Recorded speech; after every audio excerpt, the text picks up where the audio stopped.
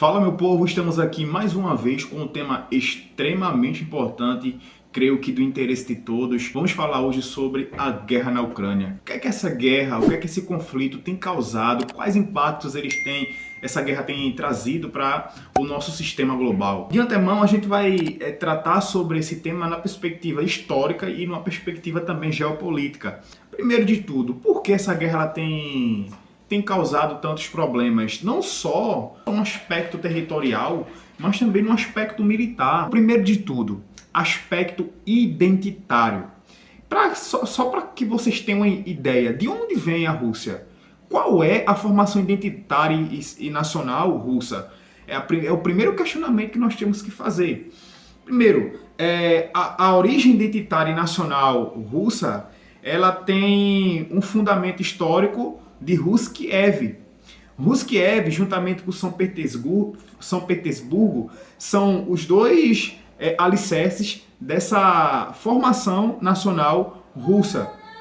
E, de antemão, juntamente com essa formação nacional russa, ela traz consigo outros elementos básicos, como cultura, como segurança, como linguagem, como costumes, como os outros elementos básicos que formam uma nação.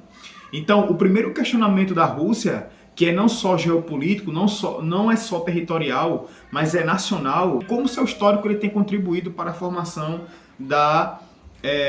dos ucranianos, daquele território ali. Um outro aspecto que eu considero muito importante, além dessa característica nacional ou nacionalista, é o fato da grande população russa, ela hoje está concentrada na capital Moscou. E o que é que isso quer dizer? Isso também traz o conflito identitário atual. O que é que isso quer dizer?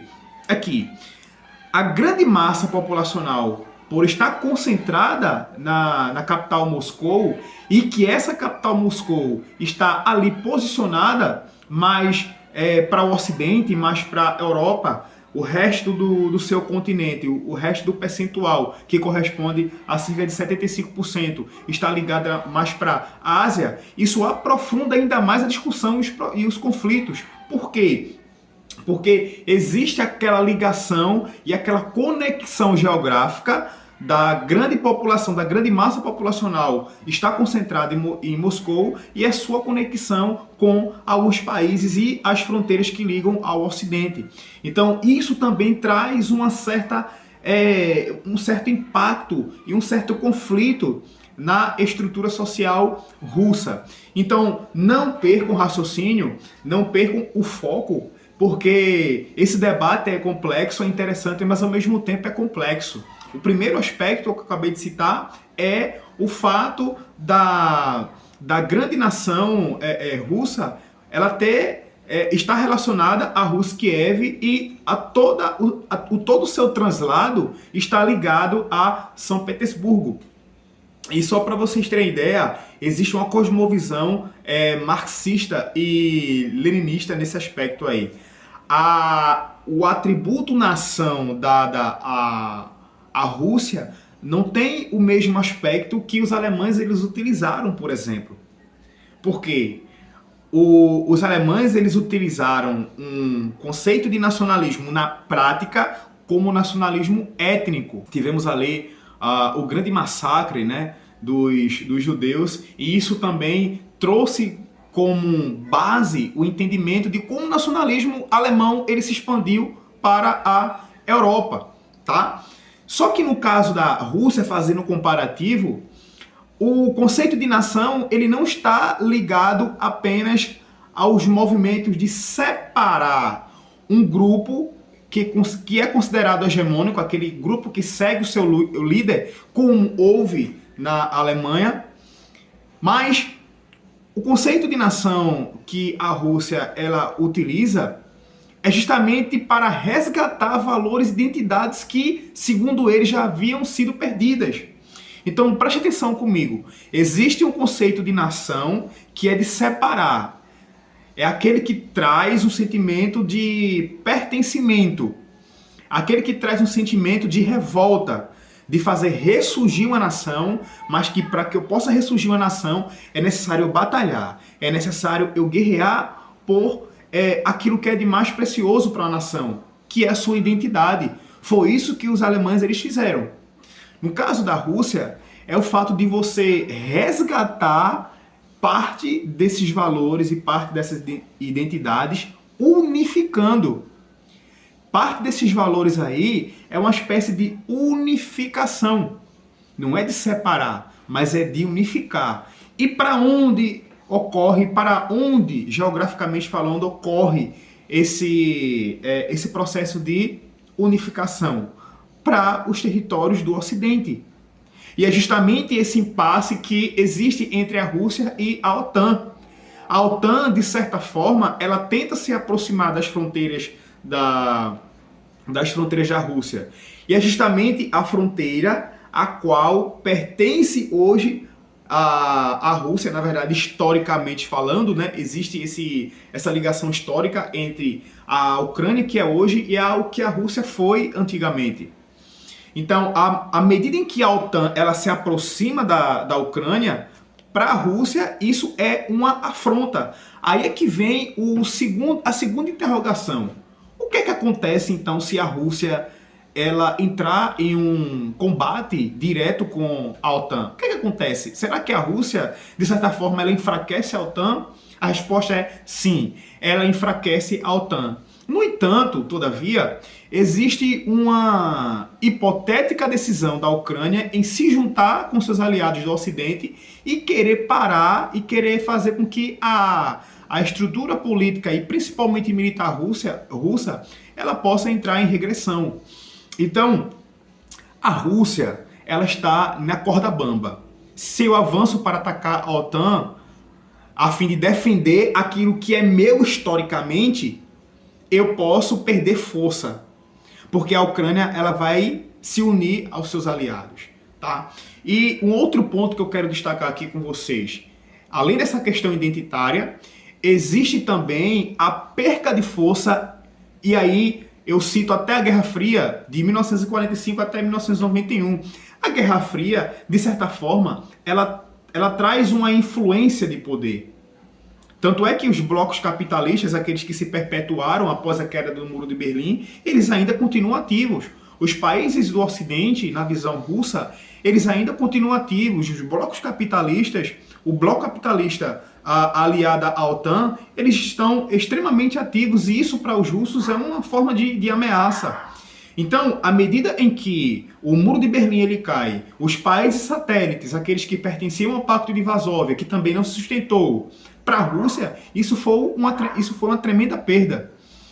Então, existe esse aspecto histórico que a Guerra Fria acarretou e trouxe como um cenário hipotético de conflitos entre esses dois países aí. Então, não é um conflito territorial apenas, é um conflito identitário, é um conflito que traz a influência como um dos requisitos para a permanência do poder, tá certo? Eu acredito que a OTAN ela não vai recuar, eu acredito que a OTAN, juntamente com os seus aliados, ela tenta de toda forma manter a sua hegemonia. Lógico que nessas interferências aí possa haver novas alianças, porque segundo Max Weber, existem alguns atributos que fazem com que uma nação ela tenha ou não hegemonia. Primeiro aspecto, você vence uma guerra. Segundo aspecto, você congela uma guerra, ou seja, não há vencedor nem de um lado e nem de outro, ou você se rende. Nessas três categorias aí, eu não acredito que haverá um congelamento desse conflito. Também eu não acredito que haverá um rendimento. Eu acredito que haverá uma forma de conflito, mas que esse conflito não será nas trincheiras. Eu acredito que esse conflito ele não será provocado aí, não será intermediado pelo conflito direto, pelo lançamento de armas químicas, como aconteceu na Segunda Guerra Mundial.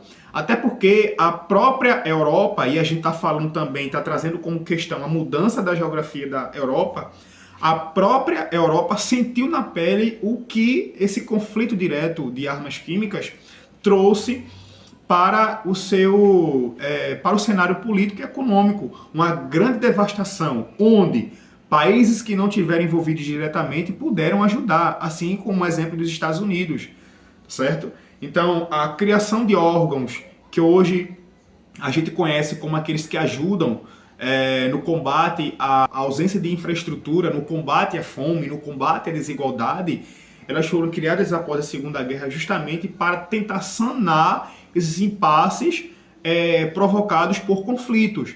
Mas eu acredito que esses países, eu acredito que a OTAN, eu acredito que a Rússia estejam cientes desse cenário que pode, hipoteticamente, pode acontecer. Então não haverá uso de armas químicas, não haverá a mesma incidência de armas utilizadas como aconteceu na Segunda Guerra. Mas eu acredito que haverá influência e haverá uma imagem transmitida como uma imagem de poder. E eu digo a vocês, toda arma nuclear que é produzida, toda bomba atômica que é produzida, ela não significa apenas a morte em massa de pessoas, mas ela simboliza poder. Todo país hoje que pode produzir bomba atômica, que pode, as suas ogivas nucleares, aquelas que são produzidas com bombas de hidrogênio, como a Rússia já testou, eu acredito que essa característica de poder bélico como uma imagem de poder, é demonstração de poder. E não apenas ameaçando, no cenário, dois países possam se degradar em solo europeu diretamente, provocando o derramamento de sangue. Eu não acredito nesse cenário, eu acredito mais em um conflito, mas um conflito mais ideológico, em um conflito mais enxuto e um conflito na demonstração de poder. Eu acredito que nesse cenário que pode acontecer é isso, e temos a OTAN como seus países aliados ao bloco capitalista. Eu acredito que também isso possa influenciar diretamente nessa junção entre a Ucrânia e esses países aliados. E o que acontecerá com a Rússia? A Rússia, ou ela se rende, ela também pode buscar alianças, que também faz parte do jogo. Eu espero que vocês tenham gostado da minha análise. É uma análise geopolítica, uma análise histórica. Deixa aqui seu comentário, seu joinha, deixa aqui, compartilhe com seus amigos e tamo junto, até o próximo vídeo. Valeu!